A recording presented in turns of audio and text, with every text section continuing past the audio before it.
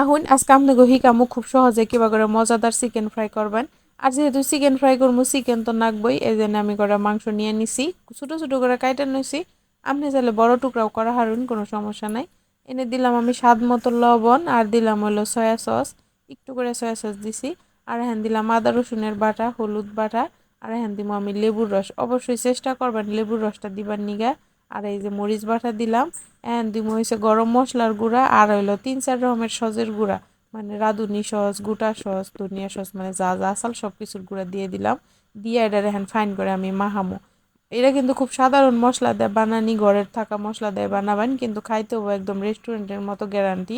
তো এই যে আমি এটার এক সাইডে রাখছি, হ্যাঁ আমি আটা বা ময়দা নিছি। ময়দার মধ্যে দিলাম লবণ, আর রয়েছে একটু মরিচের গুঁড়া দিছি, দিয়ে এনে এই গুস্তটা এনে ফাইন করে কুট করবেন। চেষ্টা করবেন একটু যাইতে যাইতে লাগাই দিবার নিগে, তাইলে জিনিসটা মুসমুসা হবো, নাহলে কিন্তু খাইতে বেশি স্বাদ হবো না। তারপরে ডুবা তেলে একটু মিডিয়াম আছে সোনালি কালার করে বাইজা নামাই হেলাবেন।